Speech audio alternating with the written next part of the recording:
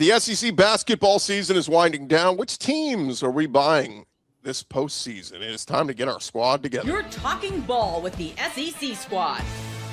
From Alabama to Tennessee, from Georgia to Oklahoma, from Auburn to Texas, it's the local experts of the Locked On Podcast Network bringing you scoops, breakdowns, and the most comprehensive preview of the upcoming SEC weekend.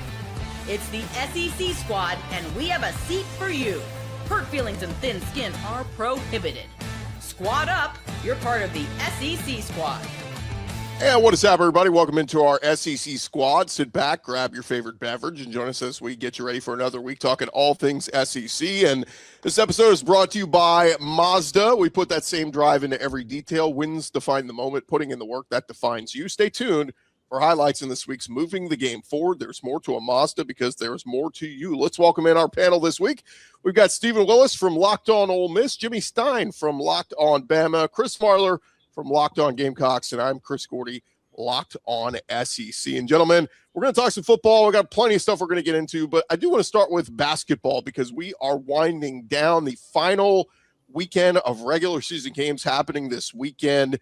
Seeding on the line for the SEC tournament. A lot to still be decided, but man, the Florida Gators, they have been absolutely red hot. They've won, 10 in a row. They're beating the hell out of everybody. I think the numbers are they've on this 10-game win streak, they've beaten teams by a margin of 23 points per game. Like, it's just absolutely ridiculous. So I take them off the table, fellas. Give me another team from the SEC that you think has a chance to make a Final Four run this postseason. No, I think Arkansas, if they get hot with Calipari and all that, they have the talent to get there. It would not surprise me in the least. And then what would be funny is to watch Kentucky fans' tears with Calipari taking a team to the Final Four. I'll say Alabama, though. Honestly, as the Alabama guy, hate saying that. I just say it in the sense that Alabama's got a premier offense. The offense is fantastic. It's one of the best offenses in the country. 2 years in a row, Alabama has gone farther and done more. They've done more in the postseason than was expected of them by virtually anyone 2 years in a row. Even last year going into the NCAA tournament, they were blown out by Florida in the SEC tournament. Still made it to the Elite Eight, only losing to a really good Duke team. I'll say Alabama, but I think it's only Florida, really, from the SEC. I don't think Alabama's good enough defensively to get past, frankly, the Sweet 16. But again, back-to-back Elite Eights, and this offense is better than the last two. Honestly, the only thing that's slowed down the offense so far is that clock management of the actual clock, like the physical clock itself in Steggman Coliseum last night. That was unbelievable. No, I don't disagree with either of you. I think both could get to the Final Four. Bama's defense is terrible. They do really, really poorly in terms of defending offensive rebounds. Like they do not protect the rim very well. You saw it last night against Georgia. It's been a big issue for them in other games. Physically, they are not good down low, but they can shoot the lights out for sure. I'm kind of with Steven. If it's not going to be Florida, I'm all in on Arkansas because Darius Acuff is the kind of player that I will put my entire bracket based on. For that team getting to the Final Four and being able to go on a run. And here's the thing. They still have a lot of other talented players on that team besides him. He is just so head and shoulders above everyone else that it's kind of crazy. I think those three are probably the best ones. I don't think anyone's Florida. I mean, we're going all in on Florida. We have to go all in on Florida. I know Arizona is really good. I know Michigan is really good. I know Duke's really good. I'm looking forward to watching them beat Florida. Let's see if it can happen. You know what's crazy too is Gordy brought up the fact that during this run they're beating teams by an average of 23 points per game. Before this past game, they had been winning those games by an average of 19.7 points. This past weekend. So in their game against Arkansas and whoever they played Tuesday night, I can't remember. Who was it? Was it Ole Miss? No. Mississippi State. Mississippi State. It was Mississippi State. It was 19.7 points per game average margin of victory before those two games, and it jumped up 4 points, which is crazy. Yeah, it's and by the way, Arkansas, like Billy Richmond has stepped up. I mean, they just Calipari, he knows the run is like he's not going to be long at Arkansas, right? But he's maximizing his time there, and he's got the Tyson Chicken money behind him, and I think that's a team. I'm going to throw it out there, and don't laugh, but Rick Barnes in Tennessee. I know they've Yeah. never been to the Final Four. Is this the year? Like, we feel like we do this every year, but Nate Ament has been an awesome freshman, and then Jacoby Gillespie has been that killer for them, who he can step up, hit big threes when he needs them, and obviously they play the trademark defense that Rick Barnes always has them playing physical. So, again, and look, it's no shocker. Those are the top 4 teams in the SEC that we hit on, but it it does feel like this is a year that one of them could get there. And I saw somebody in my comments on Twitter said, well, it doesn't matter. The SEC sucks this year. And I'm like, Joe Lunardi doesn't think so, bro. He was still, as of a few days ago, arguing 11 SEC teams in. So, I mean, you can say that, but other people think highly of the SEC. Terrible conference that's going to once again have the most teams out of any other conference in there. Just horrible stretch this year for the SEC. And I will say this, if they get the right draw, Missouri could make a run. They legitimately could make a run, but they're draw dependent. They're in that category, that second tier of SEC team. Steven, did you see any of you? I wanted to bring this up before we started, and I couldn't pull it up in time, so I'm not going to explain it well. But there was a tweet yesterday about Missouri and just how crazy their seeding can be in the SEC tournament. And there's there's 7 games that can dictate where they would be, and if they win, and like if Arkansas beats Texas tonight, that's the start of it. But if all this stuff happens on Saturday, which all of it's very plausible, it's like all the favorites would have to win, they would be the 3 seed. But if they would be the difference between a 3 seed and a 10 seed in the SEC tournament. So there's still there's no team that fluctuates more going into the final week than Mizzou, which is crazy.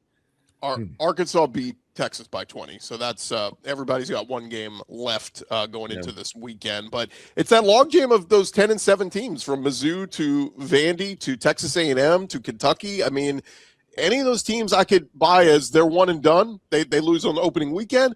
Or I could buy Kentucky gets hot, goes on a run, Otega Oweh, and all these pieces they have. So is there one of those, I'll call them a dark horse, but like one of the lower tiered SEC teams you're buying that could make a run? Yeah. Okay. I mean, I think the team that's going to be cutting down the nets at the end of the year is going to be Auburn in the NIT. And I personally can't wait to watch it happen. That's crazy talk. They're not going to win the NIT. No, they're not. But watching Bruce Pearl hold up Steven on that ladder to cut down the nets of the NIT would be incredible. Oh, I'm out of focus. Here we go. Yeah. Well, how about him actually admitting to the nepotism? I mean, he's, it doesn't hurt to what just happened. Come out and admit, hey, there was nepotism. I gave my I set it up for my son. And look, we know that, right? The timing of when he retired, of course you set it up. Yeah, Auburn didn't have any other choice but to hire Stephen Pearl. I don't know if they considered an interim tag, but instead they gave him a 4-year deal. And if they decide to make a change, they'll have to write a pretty decent check to get out of it. But Auburn played really well early in the season, and it is a tough league. I know there's critics out there, but it is a tough league. And this is why the teams that aren't making the tournament, the teams that won't be in the NCAA tournament, you go try to win a road game there. I mean, go beat Oklahoma at Oklahoma right now. I mean, this is a deep league. It's tough every week, and that's why I think the SEC teams will do well in the NCAA tournament, because the week-to-week, game-to-game grind of the SEC prepares you for the NCAA tournament. Yeah. What did you guys think of the Miami of Ohio case? They're undefeated, and yet there's talk of, if they lose in their conference tournament, that their strength of schedule is like 200th or something, that they're saying like they don't deserve to get in. In my opinion, like, if you undefeated in any conference, I don't care if it's the Summit League or whatever it is, you deserve to get in. Yeah, somebody on Twitter posted, it's like, no team that has gone undefeated has ever missed the tournament. And I was like, well, think that through. Yeah. You sit there. But if they lost in the conference tournament and you went undefeated in regular season, yes, I do not care if the MAC is a 1-bid league. Yeah. You need to make an exception. The other one would be the bid stealer, not Miami of Ohio. There's 68 teams. You got to put if there's 68, you got to put them in. But I will say, with the strength of schedule that low, and they lose in the MAC tournament, I'm going to doubt that they're very good, to be honest. I still think they deserve to be in at this point, no matter what. I agree with you guys. I think the thing for Auburn and making their case is, like, Yeah, they played one of the toughest non-conference schedules in the country. But also you look at some of those games, like what's their best win? Well, their best wins are close losses. They barely lost to Houston. They got their doors blown off by Arizona, which a lot of teams have. I think Auburn is every time I watch them, I want to believe. It is the opposite of watching them play football. Every time I see them play basketball, I want to believe. But it is getting in over a team that's 28-0 at this point? No, absolutely not. Yeah, counterpart Marler, they lost on their home floor to Ole Miss. Yeah, that cost me some money, Stephen. You and I they beat Florida, right? One of Florida's 2 losses. Yeah, they beat Florida at Florida for the first time in 30 years. Think about that. Such an enigma. Yeah, the other teams to keep an eye on, and I think if Auburn loses at Neville Arena this week, I think they're out. In my opinion, I think Georgia's in. Man, they've played. Georgia can never get a good read on them. It's like 1 minute they look good, 1 minute they don't. They look good in the win over Bama. I think Georgia's in. Texas hosts Oklahoma, who's won 5 of their last 7. Again, I think Texas is in. Sean Miller, I think, will get some respect, but Texas has not been playing well as of late. And then, and that's kind of it. The Oklahoma thing's interesting, though, because they're 6-11 in conference, 16-14 overall. But what if they beat Texas this weekend? They go into the conference tournament having won, what would that be, 6 of 8? And if they win a couple games in the SEC conference tournament, like maybe Oklahoma gets one of those last spots in. I don't know. We'll see. Is Mateer healthy? Well, the crazy part is 3 weeks ago, I'm talking about Porter Moser he's fired. He's out. And now he's like, they can't fire him now. He's winning games. So, but the real question is, will the basketball court at the SEC tournament be programmable by a computer? Because that's apparently a big deal. The tweet that somebody put out there, Stephen, of that was like, and I'm not just saying it to Steven. You guys were probably saw it on Twitter too. I don't know, Steven, did you see this on Twitter? But the guy said like they're trying to make it not look like a basketball court, so Darren Peterson plays. Well, I saw one that said it was a screenshot of a adult film being projected onto the court. Yeah. And hackers have a way. It is possible to do that. So that's cool. When we return, gents, we'll talk a little football. I got a lot of different things we need to get into as spring ball is getting underway. A squad talking more ball coming your way next. Hey, but first, I want to remind you guys about our friends over at Mazda. And we tell you guys all the time about Mazda and what they have going on. This is Mazda's moving the game forward for those who show there's more to the score than what's on the screen. And this week, Jimmy, sorry to do this. I'm going to give some props to Georgia forward Kennon Catchings, the BYU transfer who went off on Tuesday night in the win over Alabama, scoring 32 points, 6 rebounds, a block, and 2 steals. He hit 7 3-pointers as Georgia got the 98-88 home win over top 20 Alabama. It's moments like these that remind us of what it really takes to raise the bar. It's that extra work off the court, dialing in every detail, giving it that extra fire, that grit that I never quit. We put that same passion into every model. Highlights make the reel. What it takes to get there makes it count. There's more to a Mazda because there's more to you. If you're thinking of getting a new vehicle, check out our friends at Mazda. As they always say, move and be moved. All right, thank you guys for making us your first listen of the day. Thank you for making Locked On the #1 sports podcast network. You already live your team every day. Now you can take it up a level, go ad-free, whichever of your favorite Locked On show is. You can head to lockedonpodcast.com/everydayer and get signed up. $5 a month. You'll get your favorite Locked On show ad-free. They take out all the ads, and you get exclusive Discord access where you get to talk with folks like Steven and Jimmy and myself. I was talking with some of the Bama folks today in there. So check it out, lockedonpodcast.com/everydayer. Guys, I did want to get to spring football, but let me sidetrack a little bit here because there's an important meeting going on in Washington, D.C. this week where the president has formed a committee where he'll be talking with a lot of big influential sports folks, and the topic is the future of college sports. And this is kind of coming on the heels of the SEC and the Big Ten kind of saying, hey, we have our TV deal, we have our rights deal, we don't want to do this fair, equal thing with the rest of college football. But you have people like Cody Campbell at Texas Tech calling for, hey, let's just put everybody on the same level playing field and let's, we'll get ahead of things like the portal and NIL and all this stuff. But where do you guys come down on some of this stuff? I think it's stupid. It's utterly ridiculous. It's not the job of the flagship university of one of the poor states in America to subsidize Boise State or Colorado State or anybody else that just wants to play big-time college football. The SEC and the Big Ten got to where they are because they are the best conferences in college football. And here's the problem that people need to pay attention in this deal. There's a whole lot more people that want this to happen than SEC and Big Ten fans that don't want it to happen, which should give you pause, at least going to Congress, at least that they will eliminate that Sports Broadcasting Act that will allow pooling of revenue, and then the pressure will be on the Big Ten and the SEC. I think in the end of the day, it's time to start having the conversation about breakaway. It's time to start looking at what college sports are going to be for the SEC and Big Ten, and that's just not going to be what it is for Southern Miss and Colorado State. That needs to happen because they are putting a full court press on Congress to make it sound like, hey, pooling of the revenue, we can make $7 billion a year. Well, that comes out to $51 million for SEC teams. That's a $20 million haircut if that happened. And no SEC team, no SEC commissioner, no Big Ten are going to agree to that. I think it's just time to start talking about breaking away.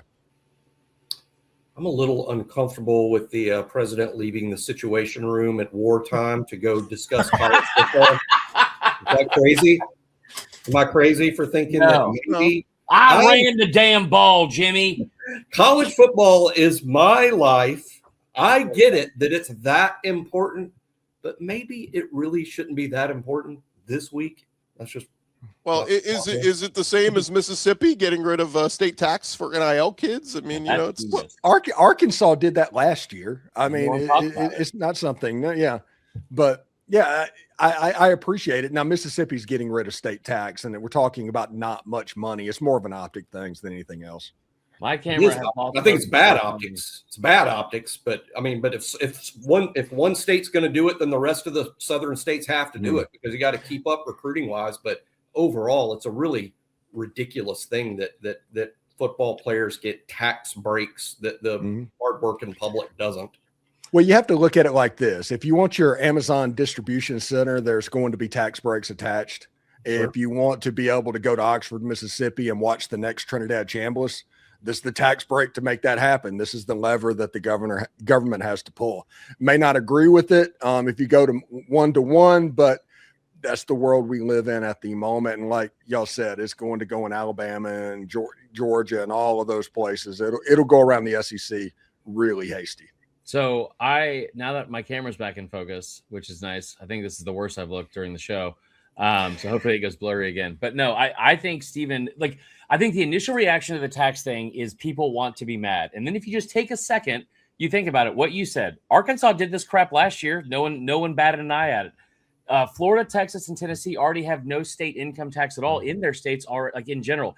The state of Mississippi is already on their way to becoming a state income tax-free state by 2030, and they're declining the total amount of taxes each year. I think this year it drops down, correct me if I'm wrong, Stephen, 3.3% from 4.1 from last year.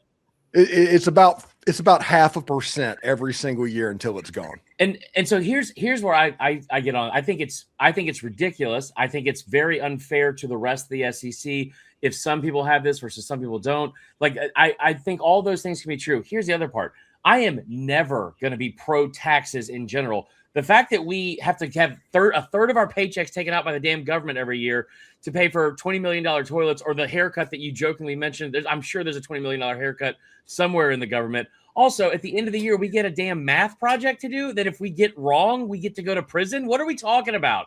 I'm never going to be pro taxes ever, ever, ever. I think Mississippi going to do this, if Mississippi being one of the schools that's going to do it, or states that are going to do it, I think it looks bad for optics. Sure, whatever. I think they have gone so far past after, no offense, but they're already kind of past the optics part of this with Chambliss and the stuff with Golding. They're going to catch heat no matter what because they're winning. Again, we didn't have any conversation about this with Arkansas. And what's going to end up happening is like what Stephen said. It's going to end up being a catalyst for the rest of the SEC. So if I'm South Carolina, if I'm Georgia, if I'm Alabama, I don't really care about Kentucky. But if any of those states, I'm saying, why would we be behind on this? Like what moral high ground are you trying to, or hill are you trying to die on to say that we're not going to do this when everyone else around you is already doing it? Well, I will say this. I've never seen so many people in Alabama and Georgia be so just clutching their pearls over teachers in the state of Mississippi. Than I have in a couple. Yeah. How about we track what the kids spend money on NIL? Like if you buy a house, you're fine, no tax. But if you're like Carson Beck and you buy a Lamborghini, we're taxing you double on that. Yeah, that's stupid. Well, the dirty little secret on this is they're getting away from income tax. If the player buys a house, he still has to pay property tax every single year, and it's going to be at a much higher rate than what he was paying in income tax. I would love to know what backup punter in the SEC is investing in real estate with his NIL money. I'm sure one of them is. I want to go with Marler down to the harbor and dump a bunch of tea in it. Complain about taxes. It makes me so irate, Jimmy. And listen, I love TurboTax. They have always gotten me the most money back. They're a great partner that we have. I love them to death. But again, do not give me a math project. First off, I'm great at math, okay? Not mental math, but I do not give me a math project with like, hey, is it pass or fail? No, it's free or prison if you get this wrong. Like, get out of here, dude. I was going to say, of all days for us not to have a TurboTax read here, that would have. That is my TurboTax read, by the way. That's why it's so well rehearsed. It's just me ranting about the government. Well, still more to come here, guys. By the way, I went to Boston last summer, and you on the tour, you get to literally throw tea in the Boston Harbor. It's a fun part of the tour. When we return here, we lost a very big sports personality this week. We'll talk about that coming your way next. More Locked On SEC, part of the Locked On Podcast Network, covering your team every day. Hey, first, guys, the biggest stretch of college basketball season is almost here. The buzzer beaters, bracket busters, those unforgettable moments everybody's talking about the next day. And if you want to be there for something like that, we're talking that is bucket list type stuff. Look, the hard part is always actually getting the tickets. Long queues, prices jumping at checkout. The Game Time app, they give fans the advantage with constant innovation. It is how you unlock amazing tickets and experiences in just a few taps. It's incredibly simple to use. The Game Time guarantee means 100% legitimate tickets delivered on time at the best price. And the best part, fees are included in the price you pay. What you see is what you pay, period. You're going to be able to follow your teams in the app and get alerts when new deals drop. No stress, no guesswork, just a smooth experience from start to finish. That's exactly what you want during the busiest part of the season. Download the Game Time app, create an account, use our code Locked On, get $20 off your first purchase. Again, create an account, redeem our code Locked On, get $20 off. Download the Game Time app today. And fellas, we're going to have a very quick 5-Hour Energy flavor draft. 18 different flavors now to choose from over at 5-Hour Energy. They got some new options like Confetti Craze, Fruity Rainbow, Cotton Candy. There's something for everyone. The board is set. The flavors are ready. I'm going with my number one pick for the 5-Hour Energy flavor draft. I'm going to go with Cotton Candy. I just tried them this past week. I liked it. A little bit of airy candy profile, carnival-style taste. Stephen Willis, give me your go-to 5-Hour Energy flavor. Hey, old standby. Give me berry. That's the original flavor of 5-Hour Energy. Give it to me right now. That would be my top pick in the flavor draft still, even though they're making tons of flavors. Jimmy, where are you going? Going great. Going great. I'm a great guy. All right. Marler? First off, I love you both. All three of you, really. But I said on my show this week that if anybody says grape or berry, they're cops. And they are the worst two flavors to me. It's watermelon or tropical burst. I've had 4 today. Fired up. Ask me more questions about taxes, Jimmy. Yeah. Nobody drinks more 5-Hour Energies than our buddy Chris Marler. He was very upset when he found out they were sending out free samples and he didn't get one. He's like, I already buy them every day. But anyway, 5-Hour Energy shots give you a boost with zero sugar, of course. Plenty of great limited time flavors you could try. Find your new favorite flavor at 5-Hour Energy shots, available online at 5hourenergy.com or on Amazon.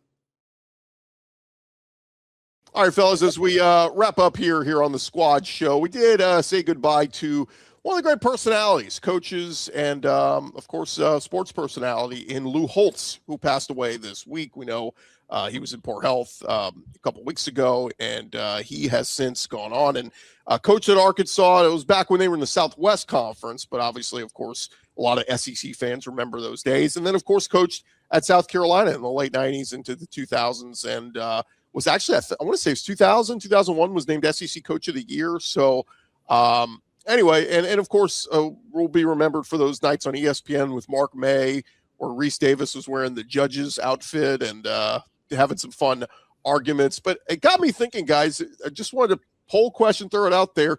Who's your favorite sports personality out there? I mean, like I said, it was must watch for me watching Lou Holtz and Mark May argue with each other. But if there's a go-to personality out there, Stephen, who do you like?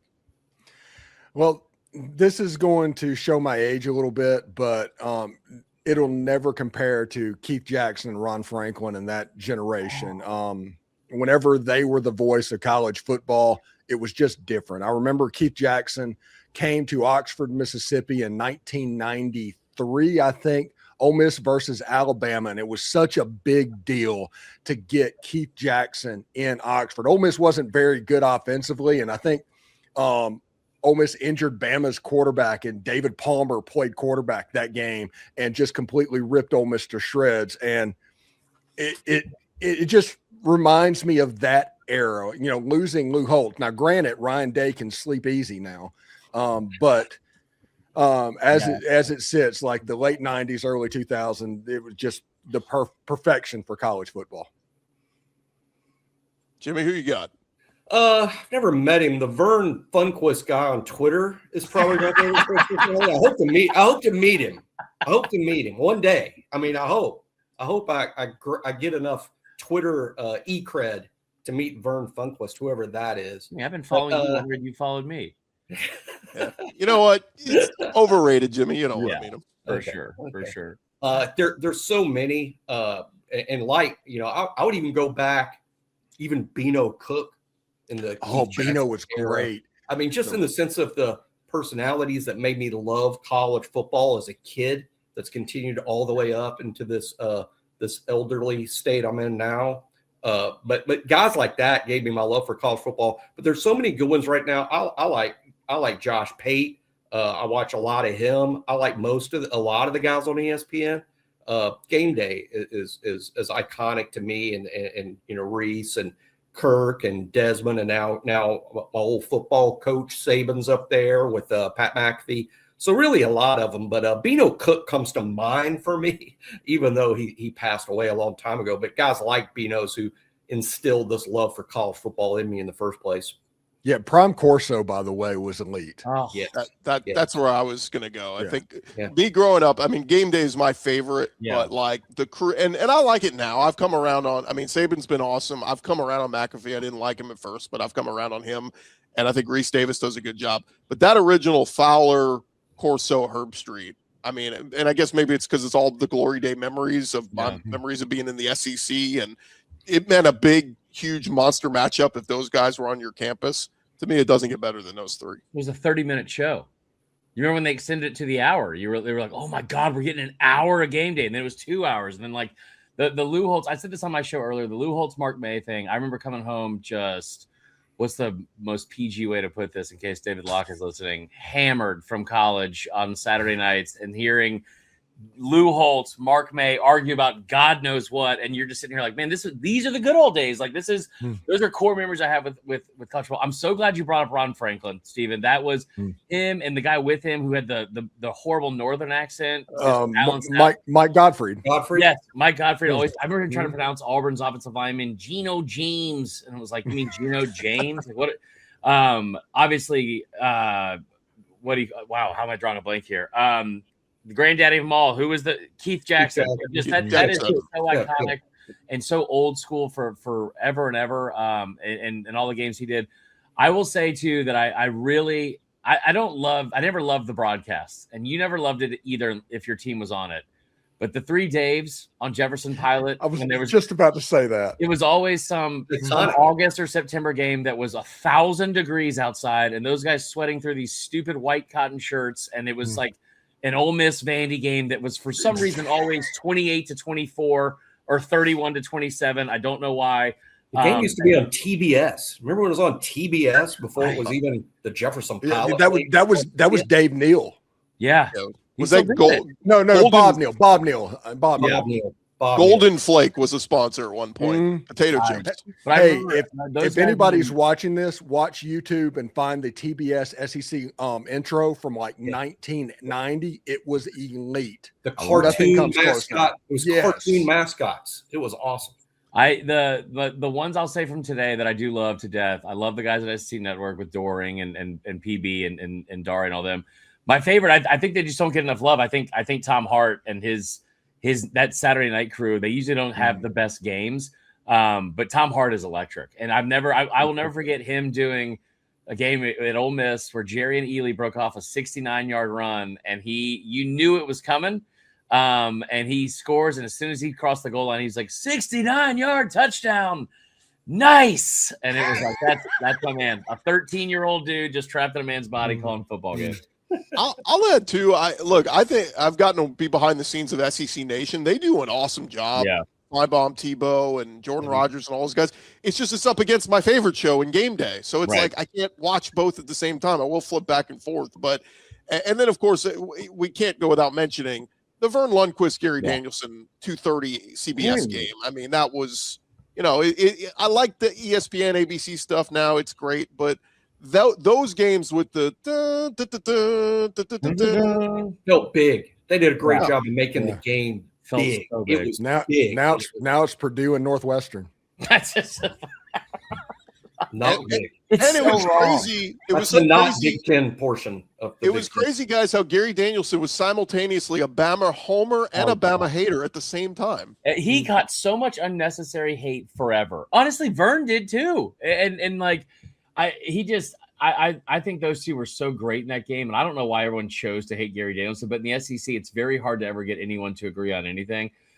You mentioned Tebow. It's hard for me to watch Tebow because he's just let his body go so badly. You know what I mean? Like, it's just watching him.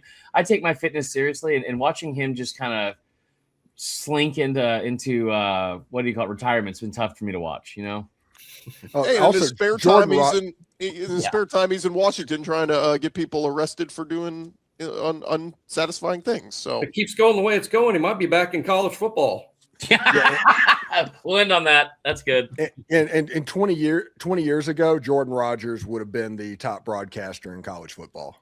But now that it's like right now where you're trying to be cute and have a brand and doing all this extra stuff, the guy just knows ball. And if you know ball, I give you credit.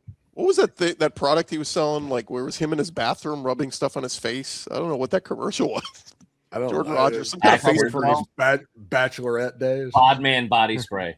Yeah, I might buy his face cream. It works pretty well. Fellas, that is going to do it for this edition of our Squad Show. Remember to follow and subscribe to your favorite SEC show. We'll be covering your favorite team every day throughout the offseason. And don't forget, I'll have you covered with the entire conference every day with Locked On SEC, part of the Locked On Podcast Network, covering your team every day. And, hey, become an everydayer. LockedOnPodcast.com/everydayer. For Chris Marler, Stephen Willis, and Jimmy Stein, this has been our SEC Squad Show.